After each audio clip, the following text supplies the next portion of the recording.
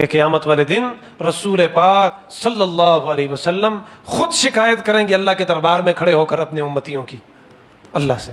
وہ کتنا عجیب منظر ہو قیامت والے دن اگر رسول پاک صلی اللہ علیہ وسلم خود اٹھ کے کہیں کہ یا اللہ یہ میرا امتی کلمہ پڑھنے والا اور اس کے کارنامے یہ، اس دن کی رسوائی سے ہم سب کو محفوظ فرمائے۔ قال الرسول، اور کہے گا قیامت والے دن رسول، ایک منظر یہ بھی ہوگا، کیا کہے گا رسول؟ یا ربی، اے میرے رب، ان قومی، بے شک یہ میری جو قوم ہے، میرے کلمہ پڑھنے والے، امتی نام لیوا، ہر سال میلاد کرنے والے، قومی میری قوم والے، اتخذوا، انہوں نے بنا دیا، ھذا القرآن، آپ کے اس قرآن کو، مہجورا، فضول چیز، نظر انداز کیا۔ سارے کام کرتے تھے، صبح سویرے اٹھ کر موبائل دیکھتے تھے، واٹس پہ اسٹیٹس دیکھتے تھے، فیس بک پہ وہ سٹوریز دیکھتے تھے، ریلز دیکھتے تھے، یہ اخبار دیکھتے تھے، لیکن یا اللہ آپ کے قرآن کو نہیں دیکھتے تھے۔ اس لیے آج مسلمان ذلیل ہیں، خوار ہیں۔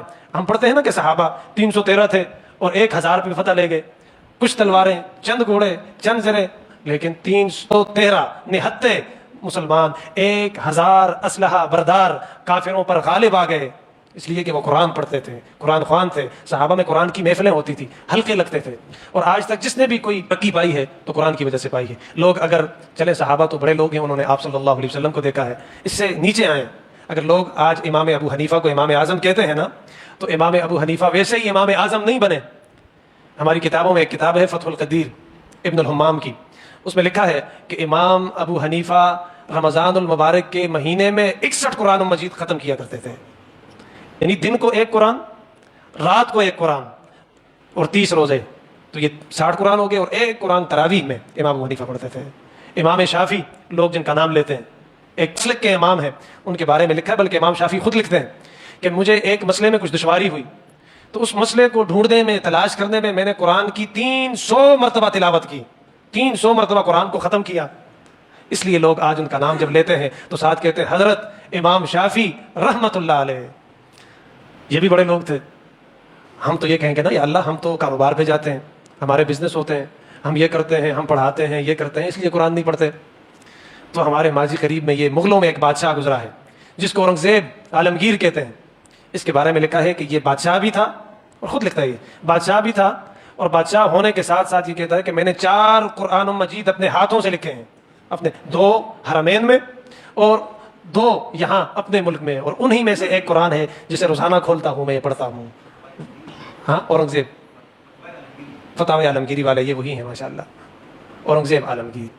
بہرحال اس لیے آپ صلی اللہ علیہ وسلم نے فرمایا قبر میں، مرنے کے بعد جب قبر میں رکھا جاتا ہے، فرشتے آتے ہیں، اس سے سوال و جواب کرتے ہیں، پوچھتے ہیں رب کون ہے تمہارا، کس نبی کی امتی ہو، اور دین کیا ہے تمہارا؟ یہ جواب نہیں دے سکتا۔ اس وقت یہ آدمی، یہ میت یہ کہتا ہے لو قرأت کتاب اللہ، کاش کہ میں دنیا میں اللہ کی کتاب کی تلاوت کیا کرتا تو آج میں اس جواب کے اہل اور لائق اور قابل ہوتا۔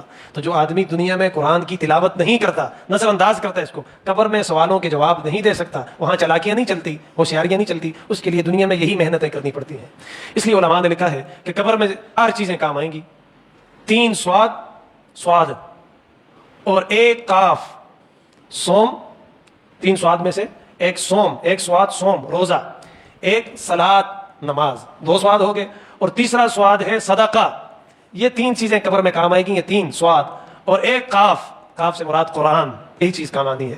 تو قرآن کی تلاوت کیا کریں، تھوڑا ہو زیادہ ہو، بہت ساری حدیث ہیں۔ پھر کوئی غریب ہے وہ یہ عہد کر دے کہ یا اللہ میں روزانہ آپ کے قرآن کی تلاوت کروں گا، 1 رکوع کیوں نہ ہو، اگر اس کی غربت ختم نہ ہو اس کا ذمہ دار میں ہوں۔ حدیث میں، روایات میں واقعات ہیں، حضرت عمر فاروق رضی اللہ تعالیٰ عنہ کے پاس ایک آدمی آیا، بڑا غریب، بے کس بے بس، مجبور، لاچار، کوئی کمانے کے اسباب نہیں تھے۔ حضرت عمر فاروق رضی اللہ تعالیٰ عنہ سے کہا کہ قرآن پڑھا کرو۔ کچھ عرصے بعد دیکھا کہ اس بندے کا پتہ ہی نہیں، پوچھا کہ یار پوچھنا چاہیے اس بندے سے، ہمیں کہا تھا کہ آیا کرو، تو وہ بالکل غائب ہو گیا۔ کسی نے کہا کہ حضرت جب سے آپ نے اسے کہا ہے کہ قرآن پڑھا کرو، وہ دن اور آج کا دن اس نے قرآن پڑھنا شروع کیا ہے۔ اپنے علاقے میں اس سے بڑا مالدار کوئی نہیں۔ قرآن سے آدمی مالدار ہوتا ہے، چہرے پہ نور آتا ہے، آدمی کی عزت بڑھتی ہے۔ اصل چیز ہے برکت۔ بعض اوقات پیسے بہت ہوتے ہیں، برکت نہیں ہوتی۔ اب برکت بھی ہر آدمی نہیں سمجھتا۔ ذہنی سکون جو پیسوں سے نہیں آتا، جو کسی اور چیز سے نہیں آتا، وہ اس قرآن کی تلاوت سے۔ قرآن کے ساتھ آپ یاری لگا دیں، روزانہ اپنا معمول بنا دیں۔ جس طرح 3 مرتبہ ہم کھانا کھاتے ہیں، دن کے آغاز میں ناشتہ کرتے ہیں، پھر دوپہر کا کھانا، شام کا کھانا، عصر میں چائے، کیا چیزیں، اس طرح کوئی ایک 10-5 منٹ قرآن کے لیے نکال کے دیکھ لیں۔ آپ یقین کریں کہ اللہ آپ کی ساری تکلیفیں، پریشانیاں، مشکلیں، گھروں میں جتنے مسائل ہیں، آلام ہیں، اللہ اس قرآن کی برکت سے ختم کر دیں گے۔ یہی مسئلہ ہے کہ ہم پڑھتے نہیں ہیں، اس لیے گھروں میں جھگڑے، پھر کبھی ایک پیر صاحب کے پاس، کبھی دوسرے مرید صاحب کے پاس، کبھی کس کے پاس، کبھی کس کے پاس۔ اس میں ہماری عزتیں بھی جاتی ہیں، پیسے بھی جاتے ہیں، اور ایمان بھی جاتا ہے۔ قرآن کو پڑھیں، اللہ سے دوستی لگائیں، دیکھیں کہ اللہ آپ کے گھر میں کس طرح نور۔ آپ نے نہیں دیکھا ہوگا کہ آج تک کوئی حافظ، کوئی قاری بھوک سے مرا ہو۔ 5,000 روپے ان کی تنخواہ، 10,000 روپے ان کی تنخواہ، لیکن سب سے اچھے کپڑے الحمدللہ ماشاء اللہ، سب سے اچھی عطریں، خوشبوئیں، ان سے گھروں میں برکت ان کی۔ کبھی کسی لائن میں کھڑا ہوا آپ نے اس کو نہیں، لوگ دیکھتے ہیں لیکن یقین نہیں ہے۔